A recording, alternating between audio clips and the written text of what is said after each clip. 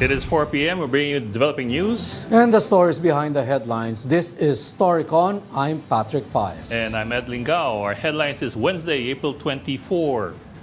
The Luzon and Visayas grids have been placed under red and yellow alert again. For Luzon, red alert was up until 4 p.m. while yellow alert is up from 4 in the afternoon until 10 in the evening.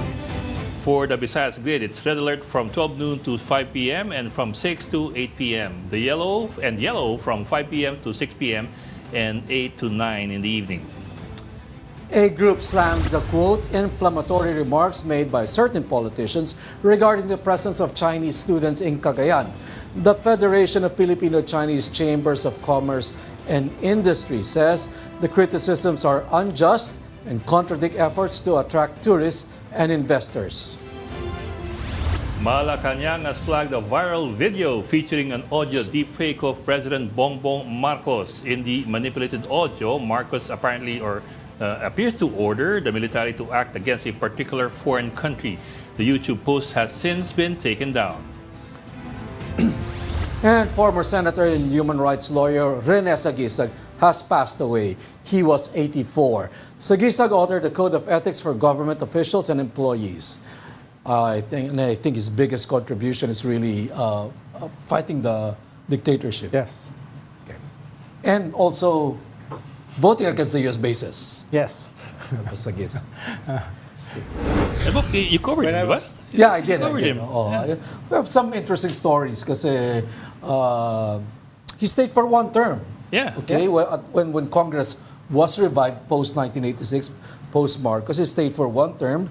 And Decided not to run. And it's For quite the second remarkable term. na even though he was a shoo-in for re-election, si Rene Sagisag, he decided talaga hindi siya tatakbo ulit. Nadismaya siya sa politika. Well, I think from the outset he didn't want to run. Yeah. He didn't want to become a politician, but he was forced by Cory because it was the new Congress was being put back together again. So he relented to the request of Cory Aquino, the president. But he said when he campaigned, one term lang. Yes. That's quite remarkable. Yes. He kept his word. How many politicians can actually walk away from a sure thing? At hindi siya tumanggap ng pork barrel. He didn't. Akala natin noon si Ping Lacson lang. No, Pero mas nauna si... Hindi lang yun, Bok. Nagtataxi siya from his house to the Senate. Yeah. Yeah. Wala siyang sasakyan na sarili. The most telling pa, Bok, the most telling, because I covered the first Senate, post-86. The most telling, and talagang bibilib ka, is that pagdating kasi ng alas 4, yung mga senador, they retreat to their lounge area, to their private lounge, and go behind closed doors to have merienda. Yeah. And we would find Senator Rene Sagisag alone in session hall, eating his sandwich. He refused. Ayaw niyang kumain ng merienda ng Senado kasi sabi niya, taxpayers' money yan. Yes. In contrast, may dala siya sa sarili ba? Bok, parang yung reporter na kilala natin. Kasama natin reporter. May kasama tayong may reporter press na ko ganyan. tubig lang, tubig. Oo, tubig lang. When I was 17, sa UST, dinadalan ko siya ng political briefs ng mga political detainees. Habang nagbabasketball siya sa San Beda, iiwan ko dun sa bench, tapos magdi-disappear ako literally sa bushes. Mawawala na lang ako. Naalala ko pa noon, may dala akong political brief para kay Mark Canonigo. Nilagay ko doon sa habang nagba-basketball siya. Para kunyari, Pero alam, maganda yung contrast ng kwento ni Patrick na si Sagisag did not want to eat merienda at taxpayers' expense. Dun sa Mitra Congress. I know, doon ka naman. You were over the Batasan, the first Congress. They found out that the turon being fed to the reporters there was overpriced. Yung turon. Na kinakain nyo. Mga ilang daang piso yung isang turon. Yeah. Turon scandal yung turon gate. That was in 1990, can you imagine? Tapos last February, na-meet ko siya diyan sa Makati habang nag-bike and sa celebration, mga bikers, about 300. Nandun siya naka-wheelchair. No? For EDSA anniversary. Tapos nandun ako sa coffee shop, pinapanood ko. Ang pumasok sa isip ko, parang ito si Luke Skywalker na tinitrain yung mga Padawan, yung mga young Jedi, no, na papalit sa a new generation of fighters. No? Yun yung image ko sa kanya habang naka-wheelchair siya sa Ayala Avenue. Box, si Kanina, si Ami, Ami, baka si Ami may- kinover si Sagisag, Ako, first presidential spokesman. Yeah, I covered him, Yeah. di ba? Assistant deputy siya, spokesperson noon ni Cory Aquino eh. At madalas siya, palabiro yun eh. Nagbibiruan sila lagi noon ni Joker Arroyo. And he was always so proud, si Rene, he was always so proud na he's living a modest life. Binibiro siya noon ni Joker, sabi ni Joker, baka naman katangahan lang yan, kaya hindi kayo maman. Yan ang pinanatatandaan ko doon. Yan ang magbabarkada Ami nung panahon na yan, post-86. It was Yes. Rene Sagisag, Joker Arroyo, and Teddy Boy Locsin. Yes. Yeah. And Yes. Jejo Oo, Marbinay. yan. Si Bobit Sanchez, Bobit Sanchez. Isang grupo yan. Yes. Yes. he had a falling out of sorts with Cory when Cory Kay Erap, panahon ni Erap. Hindi lang yun eh. When Cory was pressured to let go of so-called leftists in her cabinet. Si Bobit Sanchez. Oh. And that was also one of the reasons, I think, Ami, tell me if I'm getting this right, that one of the reasons why Yes. si Rene also left the cabinet and pumalit sa kanya si Teddy Man. Yeah. Nagkita kami last year. Nagkakwentuhan kami ng kaunti. Hindi ko alam na mahilig pala siya sa chess. Ako, collector ako ng chess sets. Nung nalaman niya nangongolekta ako ng mga iba't ibang klaseng chess sets, no? Tuwan-tuwa siya. So nagkakwentuhan kami. Ako, hindi naman ako magaling sa chess. Collector lang ako. Pero siya talaga mahilig sa chess. Box, just some quotes. Ano kaya magiging memory natin sa iba nating mga senador niya? Tingnan niyo naman yung quality ng mga senators, no? That was only a few years ago, pero tingnan natin kung ano nangyayari ngayon. Ang gagaling ng mga senador natin ngayon. Kaya nga eh. Just some quotes from Rene Sagisag from the 2006 interview with Sagisag with the PCIJ. Yeah. And we quote, I don't know how to deal with lawyers' fees. Kasi parati siyang free. Yeah. Parati siyang pro bono eh. Oo. Pro bono.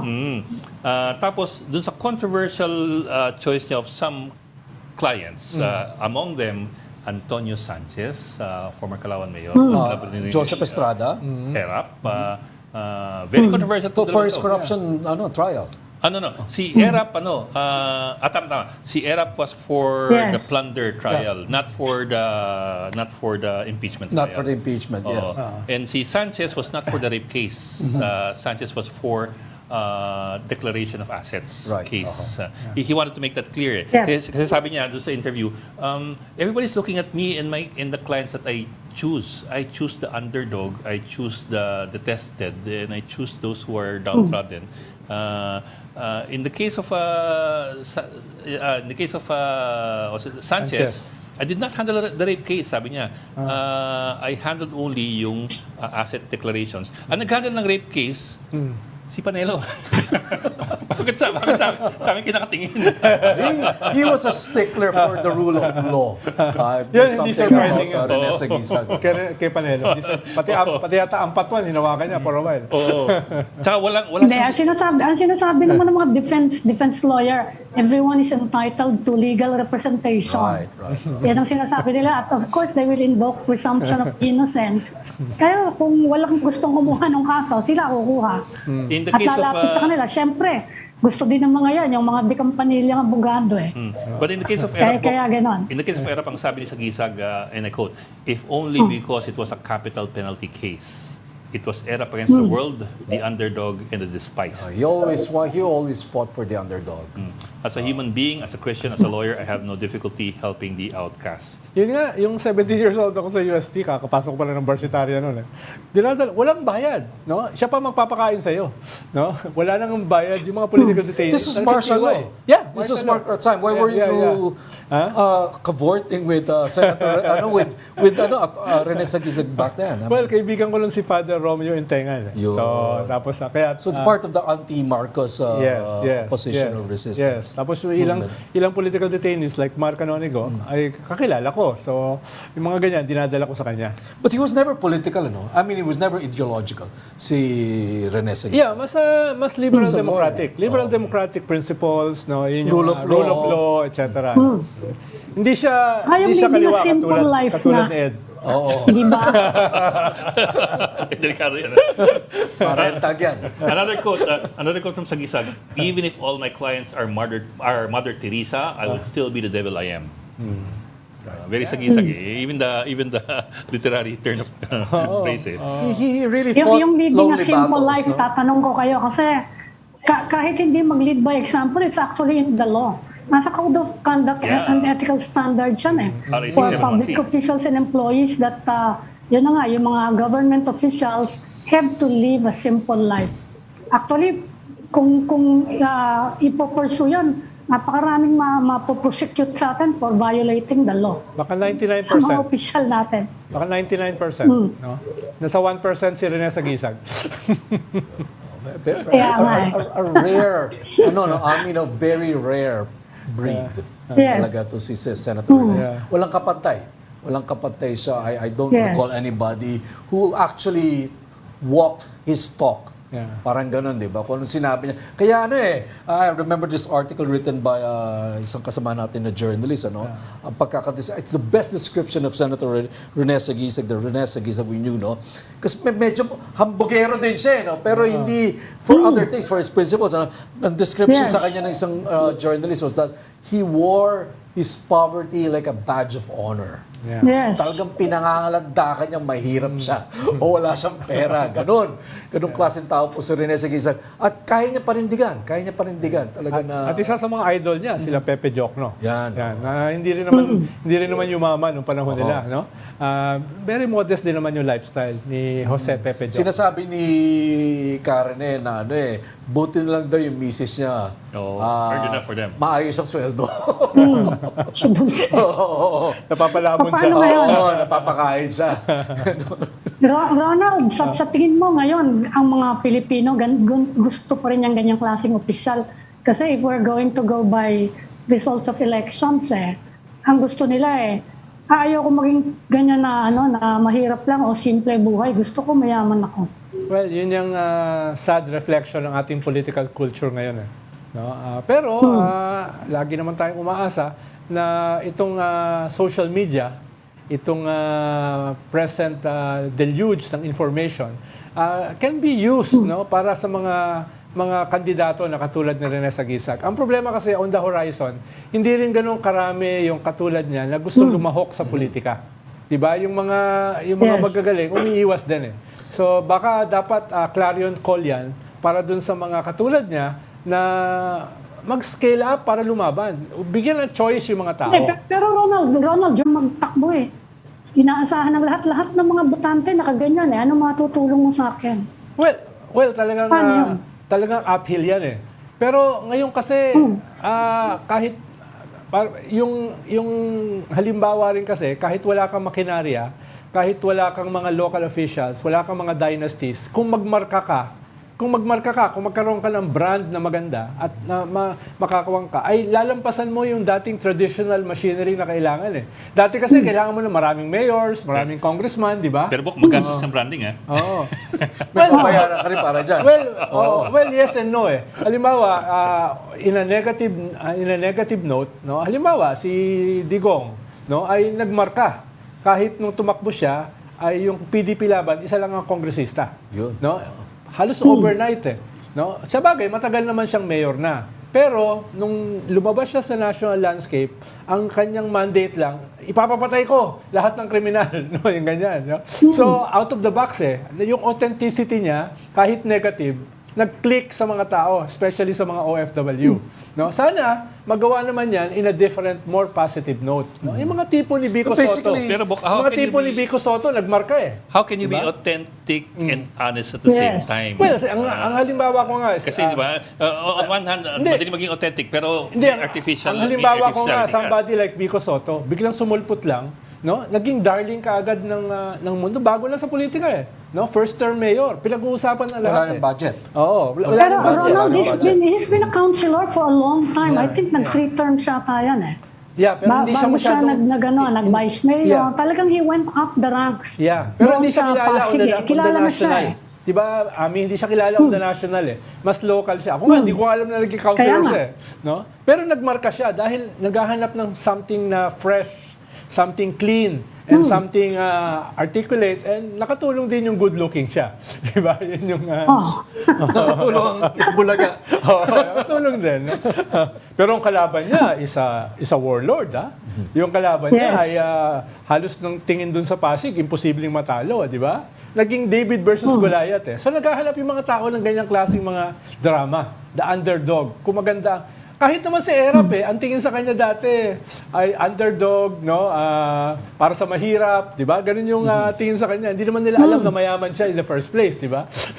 Pero yun nga, it looks authentic, but because it's so simplistic, it Yes. tends to be artificial pala. Like Erap, and para sa mahirap pero mayaman siya. Yes. Diba? Kaya nga sinasabi ko, It looks authentic. Hindi, kaya nga pero sinasabi ko, yung hindi pala mga, ito. yung mga authentic ay pwedeng gawing ganun. No? Basta mayroon lang silang magandang strategies na gagawa. No? Ibig Di ba sabihin, mas posible. mahirap ngayon mag-authentic in the age of social media and Yeah, AI and deepfakes. Yes. Pati Malacanang nagrereklamo na, pati si BBM Pati sila nagrereklamo na. nadi-deepfake eh, no? Oh. Paano na yan ngayon? Oh. Halimbawa si One of a Pinoy. kind. One of a kind. Halimbawa si Pinoy, nung first survey, nung tumakbo siya for senator, nasa bandang 18, 19 siya o 20. Nung naglabas siya ng ad na lagot ako sa nanay ko, that ad made him number 4. No? So ibig sabihin pwedeng mabilisan din yung pagbabago kung maganda yung branding at saka messaging mo. Pero branding yun ni Cory Aquino eh. Yeah, Branding yun exactly. ni Cory Aquino. Exactly, no? Pero malapit kasi sa puso natin yung mga nanay eh. Pag sinabi mo, lagot ako sa nanay ko, it clicks eh. Di ba? Didikit eh. Oh, ano nangyari kay GMA? Nanay yun. Parang ibang klaseng nanay yun. I am sorry. Kunyari, I am sorry, nanay. Yun, Anyway, our condolences to the family Yes. of Senator Rene Sagisag. Yes. He was truly one of a kind. I remember, even during his time, he was exceptional. I have to say, na hindi lang dahil iba na yung panahon ngayon, pero kahit yung panahon niya, kakaiba siya, no? Alam mo, when you talk about his modesty, I remember, I won't name names, pero nung panahon niya sa Senado, alam mo anong uso sa Senado nung mga panahon na yun? Halos lahat ng mga senador, Rolex na puro diamond yung mukha. Ngayon kaya, sa Kongreso, anong uso? Ganon, Ami. Talagang, it was that conspicuous display of extravagance dati. There was that. But, Last note. even Sagisag, did not buy into that whole. Yes. Last note, no? Paano si Rene, uugod-ugod na yan eh. No? Pero nakita ko siya a couple of times sa birthday ni Alex Padilla. No? Pag ballroom dancing, nawawala yung pag-ugod-ugod niya. Talagang todo yung sayaw niya. Tuwan-tuwa ako sa kanya eh. Pero papunta sa party, hirap siya maglakad, no? Kaya napakalungkot nung namatay yung misis niya. Oo, yun ang partner Galing sila niya. sa ballroom dancing. Oo, yun ang partner niya. yun ang Paborito niya yan. lungkot talaga, no? It's very Nagbabago yung katauhan niya pag ballroom dancing. Hindi ko ma-imagine. Okay. Okay. Seryosong balita naman. Sige. Okay. Ami, ano ang nakalatag sa front page ng The Philippine Star? Binabantayan pa rin natin yung init. Sobrang Sobra. init. Ano, naiinitan ba kayo dyan? 103 cities na daw and municipalities are under a state of calamity. I think para mapabilis yung paglakad ng mga aid, no, and assistance sa pag-release ng pondo for emergency response. Saka halos araw-araw may mga nagsususpindi ng klase or going to remote. Ang hirap-hirap, Ang taas-taas ng heat index sa Apariba to. Pinakamataas, sobrang Tuloy ka taas. Sobra, yes. May nagsisikwento. At of course, nakikita natin ang impact yung electricity natin, nakikita na natin. Araw-araw na yan. Kaya yan ang yellow problema. and red alert. Ami, do we know when they say that this heat or El Nino will last until May? Are they talking about end Yeah. of May or by early May? Yep. Huhupa na to. Ang warning ng pag-asa, it will likely get hotter. Tapos bigla daw papasok yung La Nina at napakaliit ng transition. Meaning, ang pagkaintindi ko, bigla-bigla na lang lalakas ang ulan. Kaya yung iba natatakot naman ngayon kasi yung daw klaseng transition na yon from dry to very, very wet, usually daw pag ganyan nagkakalindol. So yun naman ang binabantayan ngayon ng mga tao. Talaga puro problema, no? Sana si Kung Fran hindi na lang, tuyot, bagyo, lindol. Sana amin Talagang magkaroon tayo disaster ng problema katulad sa California. yung kanilang excess Yes. energy, tinatapon nila dahil ang dami nilang solar power energy no? Dahil sobrang dami, dahil nga summer, no? Kinuha na lang nila, dinidispose na lang nila. That's a huge but better problem kesa sa atin ngayon, napataas ang presyo ng kuryente. Dahil yung solar natin, hindi pa ganun karami at hindi naka-integrate sa grid. No? Okay. Oh, since we're talking Hindi about naka-integrate, saka medyo unreliable pa yata yung storage system nila. Yes. I understand nag-i-store siya, no? Pero medyo mahina yung capability ngayon, kaya hindi masyadong nahaharness tong init. Okay. Kaya gano'n. Kaya we might have to, yung iba nga daw, baka daw kailangan balik tayo sa coal. In fact, yan ang mga argument ng places like China. You cannot just abandon coal kahit madumi dahil yun nga daw hindi reliable masyado sa ngayon yung mga renewables. Ang problema, So kaya ang mga pinaproblema natin. ang problema, Ami, no? Marami sa ating coal plants ay sobrang tanda na, 40-50 years. Kaya inefficient na rin sila pag-produce ng energy. Ikalawa ay hindi pa talaga natin na ma-maximize yung solar power na laki ng potential dahil nandito tayo sa mainit na lugar. No? Yun yung dapat nga, sabi ng mga environmentalists, kung maayos yung storage na dapat ginagastosan ng NGCP, yan yung binabalat sa NGCP, but hindi ginagastos yung inyong napakalaking kita para i-develop yung storage capacity, para dun mapunta yung mga renewables. No? Okay, kamustahin naman natin ang sitwasyon. Kaugnay pa rin ng init, ano? Diyan naman sa Cebu, we have our One News Cebu desk, Dale Israel, also an editor of the Freeman. Dale? Yes, Hi, sa Dale. Pamintuan nga hapon, kanina din Hi, Dale. Patrick, Ed, Ronald, and Ami. The heat index here in Central Visayas has actually continued to climb higher up to 41 degrees Celsius today, according to the regional state weather base in Mactan Island, Cebu. The Dumaguete is at 39 degrees, Tagbilaran City in Bohol is at 41 degrees, in Metro Cebu, the heat index here is at 40. Also in Siquijor Province is also 40 degrees Celsius. Dale, talo ka namin. Nasa 44, 45 kami dito sa NCR at sa Luzon, ano? Pero Dale, what we're interested in is yung sitwasyon nyo sa tubig, water supply. How is Yes, it there? Yes, the dry spell has led to further scarcity of water here in the Metro Cebu area. Rationing of water has already started using water tankers from the Metro Cebu Water District. We have at least 13 areas in the cities of Cebu, Talisay, and Mandaue that are regularly sent water tankers for at least 3 times a week. There are also several requests from the different barangays to MCWD so that they can extract water from the fire hydrants using the tanker trucks owned by the barangays themselves. Okay, Dale, I'm And, wondering, in your case, how this water problem has personally affected you. For example, Dale, nakakadalawang ligo ka pa ba sa isang araw? Well, at least in our barangays, we still have enough water here. Okay. But in the areas covered by the water sources that have already dried up, we don't have water for the past 2 weeks. And the Buhisan Dam in Cebu City has already posted 0 water production. Okay. And Compostela Mactan Rock has also 0 production. So what do And, people these do are for the water? biggest- What do people do for water? I mean, Yes. how are they conserving? How are they getting their supply? Yeah, they're getting the supply from, especially those areas without water for 2 weeks. They're getting the supply from the rations that are sent to them.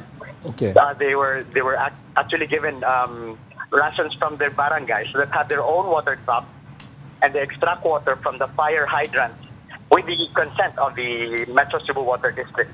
Okay. Pero Dale, saan ang gagaling yung tubig ng fire hydrant? Because matagal na itong problema ng Cebu sa water and patagal pa itong dry season, mga more than a month pa ito eh. Saan ang gagaling yung supply ng tubig ngayon na pinangrarasyon sa Cebu? Most of those water or fire hydrants get their water from the wells, the existing wells, which is less affected by the dry spell. Kamusta, Dale, yung supply ng tubig galing Bohol?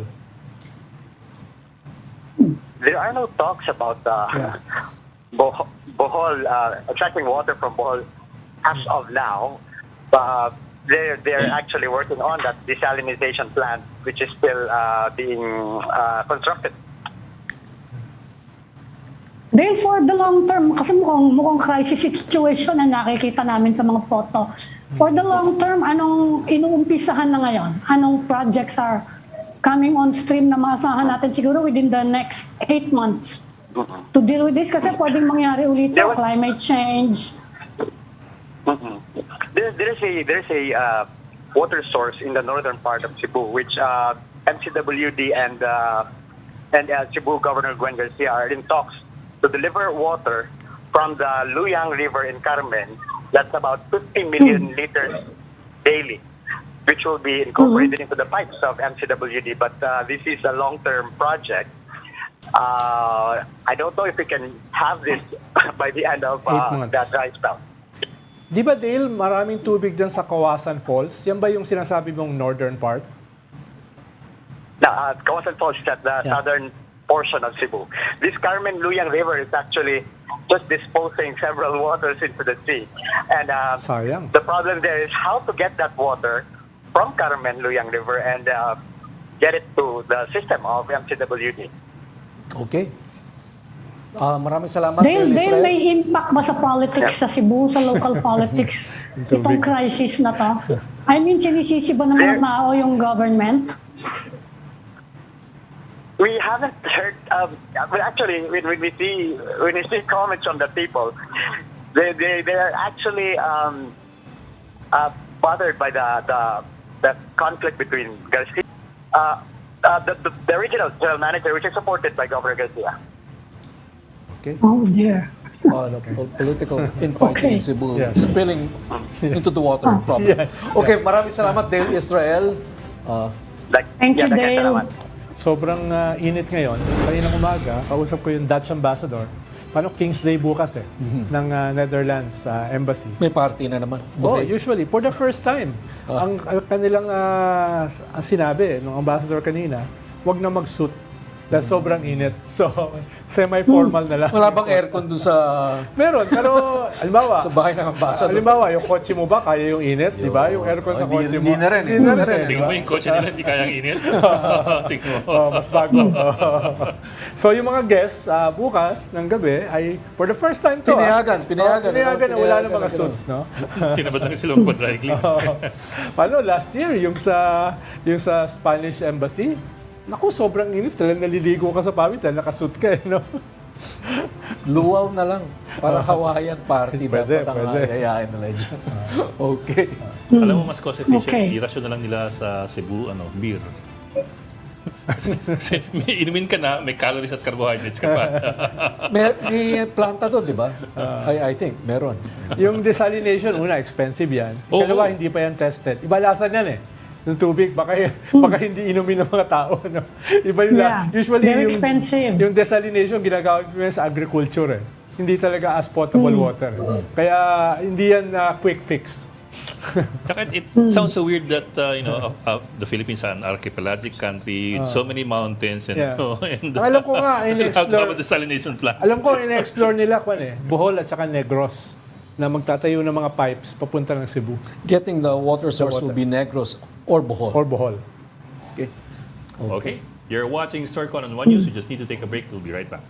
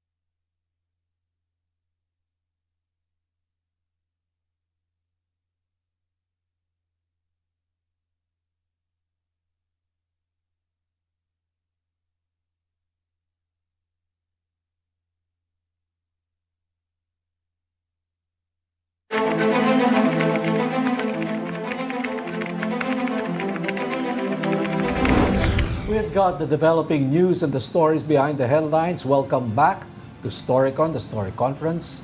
I'm Patrick Paez. I'm at Lingao, also with us, Pamintuan and Ronald Llamas. Okay, we're also bringing in Professor Ranjit Rai of OCTA Research, who is also a political analyst. Sir, thank you for joining us and welcome back. We're still bringing him in. But in the meantime, we're going to talk about OCTA Survey's latest survey. We're looking at The last time we had Ranjit, Professor Rai with us here was that he mentioned that there has been a survey already, still undisclosed. So baka ngayon, sasabihin niya na kung ano nung resulta ng survey na yan. Meron siya mga nilalaglag pa minsan-minsan na juicy bits eh. Like the last time, ano ba nabanggit the last time? Yung political affiliation. Oo. I think, how the country is divided. 31 versus 20 versus the rest. 31, 24, 30, and 15. Yun yung katiyan. Okay, let's bring in Professor Ranjit Rai, who's already on the line. Sir, magandang hapon and welcome back to Story Conference. Hi, Good Professor. afternoon to everyone. Good afternoon to all our televiewers. Yes, sir. Sir, Yeah. May echo ng konti ha, may echo. may echo ba? Sige, sir. Yeah. We will try to manage, sir. Hope you're hearing us okay. Sir, the last the last figures we saw were from the last quarter of last year from OCTA Research.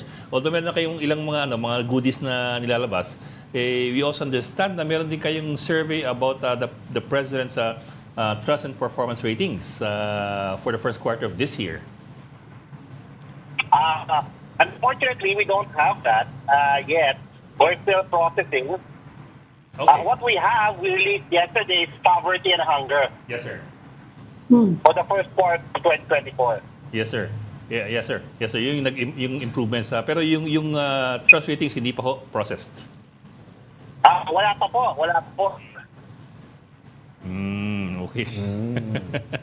Kayo kasi pinangungunan. A little clarification lang, Professor Rai. Is this presidential trust and performance rating, was it conducted or taken alongside with the self-rated poverty survey? Magkasabay po ba yun? Yes, all of these probes were taken at the same time from March 11 to 14. But processing them, it might get. Okay. So, kasama din po dito yung nilabas nyo na performance at trust ratings ng mga ahensya ng gobyerno kung saan Yes. nag-number 1 ata yung DepEd. Yes, out of 18 departments, DepEd, DSWD, DOH, and DPWH, and I think, we're the top agency in terms of trust and performance. Okay, but you have yet, are you telling us that you have yet to crunch the numbers on the presidential Yes, performance sir. Yes. survey? We're going to come out with them next week, most likely. Our team will be finishing that next week. What we wanted to prioritize were institutional probes on institutions, probes on what you call socioeconomic indicators such as poverty and hunger. Okay, so And I think that's the most important. Those are the more important Okay. probes, and after that we'll have a trust and performance. Okay, so we're seeing some improvement in the self-rated poverty survey. I understand there's been some improvement there for the first quarter of the year. Is it safe to assume that the president's performance and trust rating would also be good? I don't know. I don't think that there's Correlation. an automatic correlation in improving trust and performance ratings that's there. Remember that what is the media. Yeah. Right. Professor, we asked Guido David, I think last week, about your survey on the departments, the executive department, and I asked were the respondents aware of the person heading the department? Kasi ang tendency niyan, the head of the department will be claiming, maganda performance ko, maganda yung survey ratings ng department ko. Pero ba ganon? Or it's not part of the study na awareness of the person who heads the department? No, I mean, the probes on institutions are all Yes. the institutions, not their heads. It's been that way for the last 2 years. That's the tradition. I think it's a tradition followed by all the other survey companies. Are you planning any study? Are you planning any study na, yun na nga, yung ang rating of the cabinet members heading the departments? Meron ba kayong ganong balak na survey? There are survey companies that do that, but not OCTA at the moment. Our surveys are often filled with non-commissioned and commissioned. So we're actually running a very full survey right now. Last year, that idea probes for the public are delayed. Sir, yung institutional performance survey ninyo, well, umangat nga yung DepEd, DSWD, and I think DOH. But these are also agencies which, of course, do day-to-day social work with the public and front lines. I'm wondering lang if this is consistent. Have we seen this consistently over the past quarters? So are we seeing any changes there? Well, yeah, there are changes. But mostly ranking. But the top teams perform well because they're frontline agencies. Yeah. But the inclusion of the DPWH only happened the last 2 quarters. Oh, okay. Why is that, sir? What do you think?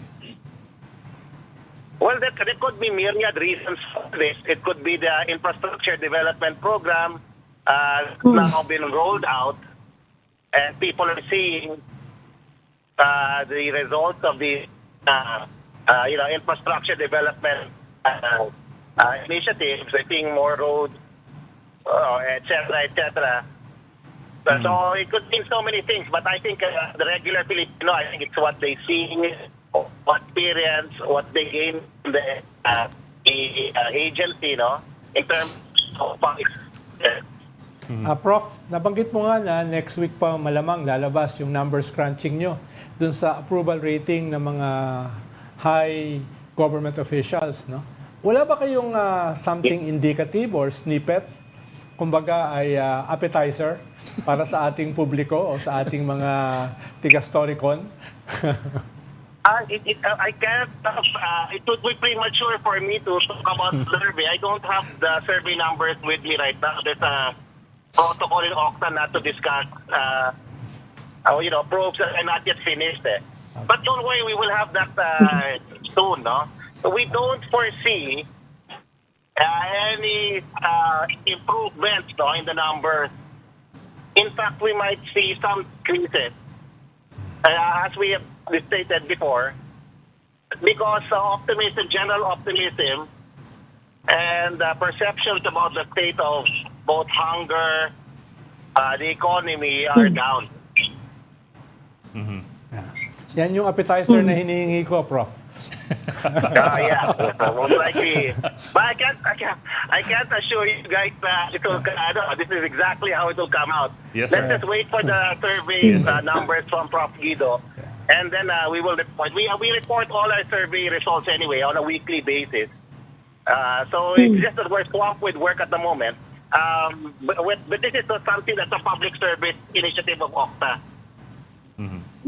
Not to worry, sir. Wala namang nanonood sa atin. Talagang pinipigay, no? Pinipilit pigayin Actually, Pero Professor, ang consistent is the public, top concern ng public is prices. Yan, consistent yun, right? Yes, very consistent, yeah. Yeah, okay.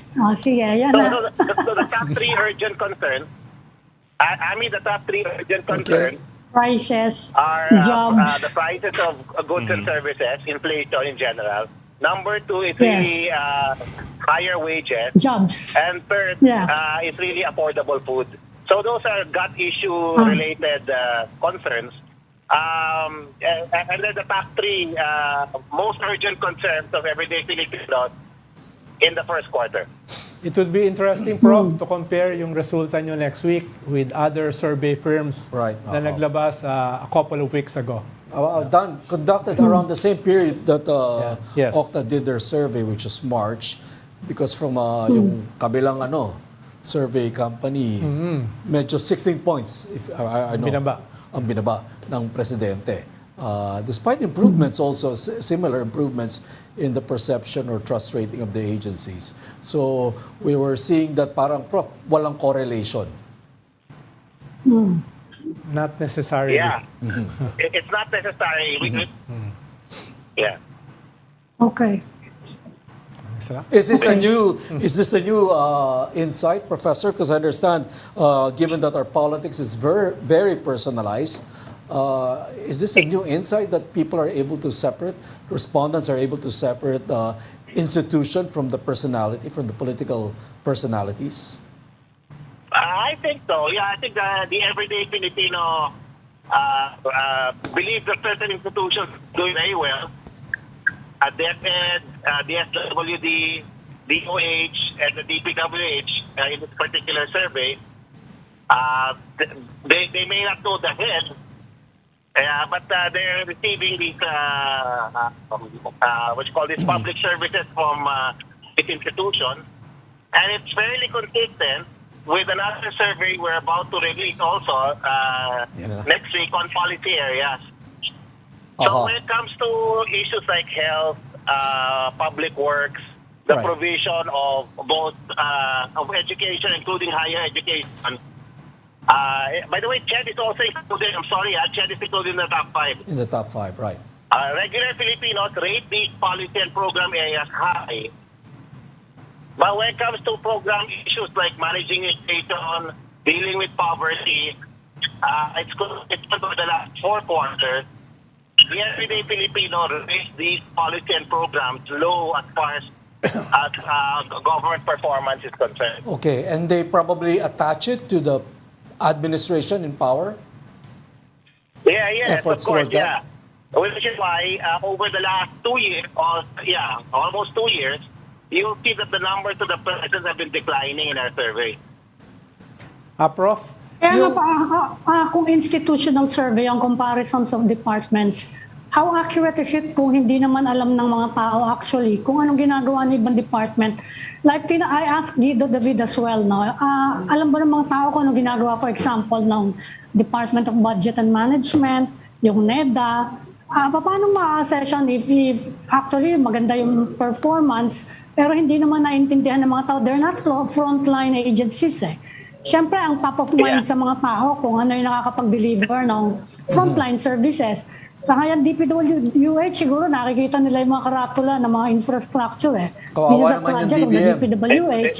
Kaya gano'n, no? Paano iba yung DTI, for example, sila yung nag-i-inspection ng mga presyo actually. Pero are people aware of that? I mean, how accurate yung performance rating kapag gano'n, kung institutional performance? Yeah, that's why we have an awareness question before we ask these questions about institutions. And there's some institutions where awareness is like the portion for migrant workers is quite low, which is probably the main reason why they also rate quite low in terms of trust and performance.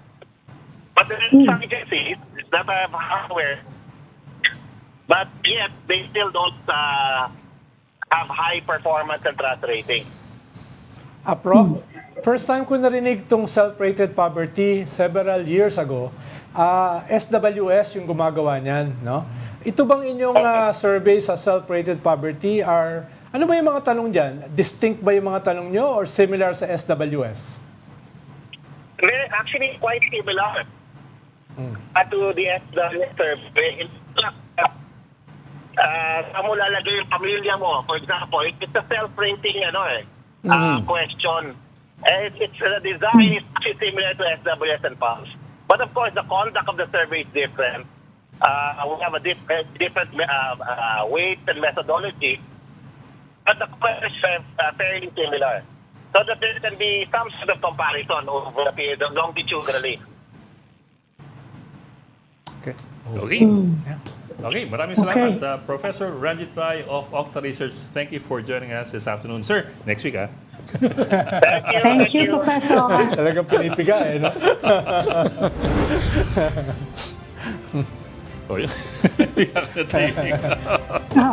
Eh, nung last time natin, medyo napahamak yata siya nun eh. Nilabas niya yung kanilang survey na hindi pa nila nilalabas about Ayun, no. 31-20, ano? Hindi, sa presidente. Ah, Nilabas niya yung kanilang embargoed na survey na. Yung matchup. kay- Yung matchup. Oo, yung matchup. nila, Oo. oo. Napilitan Tatanong siya. ko sana yung Sabi niya, matchup, pero Sabi kasi niya request ni Senator, wag muna daw siya pag-usapan. sabi niya, itatanong ko sa board ko sandali. Ayun, oo.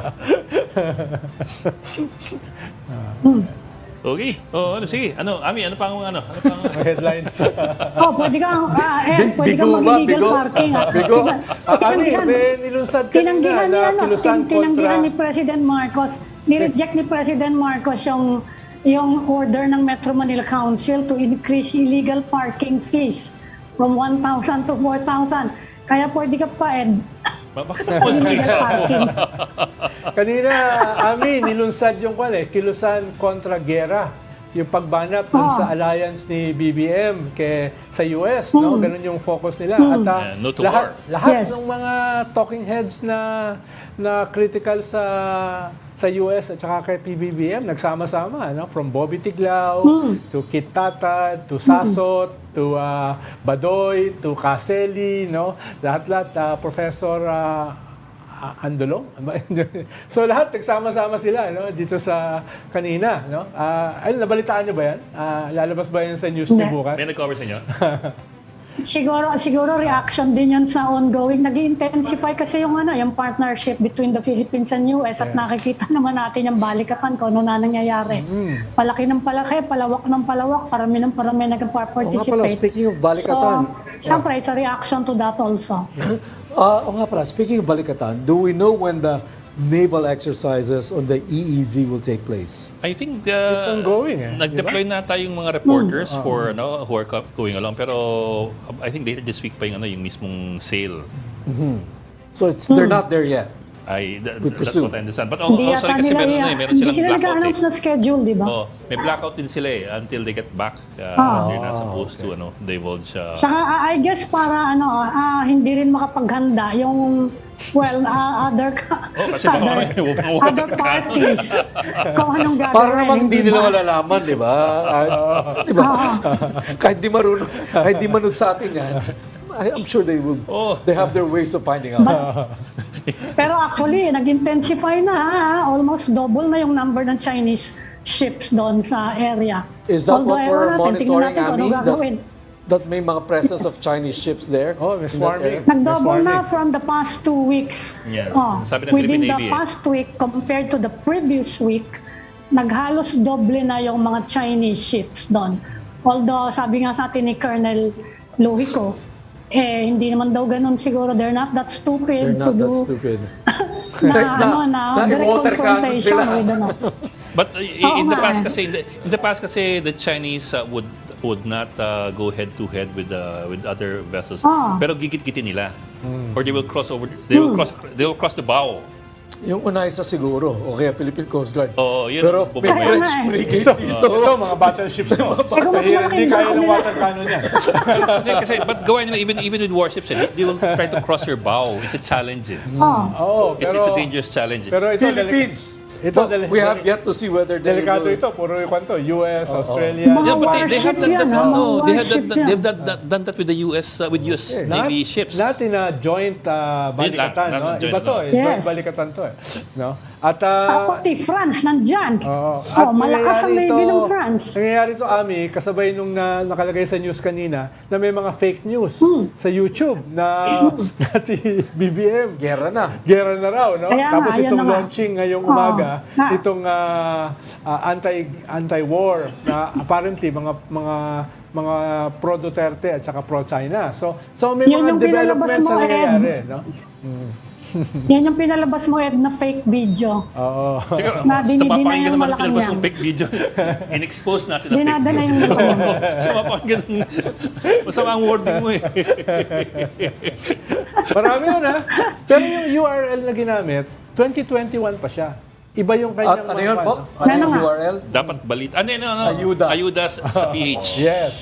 Ayuda sa Kaya PH. maraming sumasama before, no? Tapos biglang ngayon, nitong past 7 days, biglang ito na, yung mga deepfake na. Kumambyo dun sa sa West Mukhang Philippines. maraming ganyan yung mga inosente na mga websites. Pero maaaring kasi binibili. Tapos biglang overnight magbabago. Oh, pwede siyang deep agents o kaya pwedeng binili. Deepfake. Or nangyari yan sa election. Oo. Mga about Philippine history, for Biglang a couple of years. gaganon. Pagdating ng election, biglang may sinusuportahang kandidato. So modus. Yeah. in Nangyayari yan. May several kami likely. na monitor last election. At ang problema, baka gamitin in 2025. Yes. Di ba? Yan ang problema. Okay, sabi ng director natin, babay na po. Overtime na. Okay, thanks for joining the Storycon today. Again, I'm Pamintuan, Editor-in-Chief of the Philippine Star, and Ronald Llamas, former presidential political advisor and our resident de facto political pundit. Hindi Narinig yan, iba yung pumapasok sa isip ko.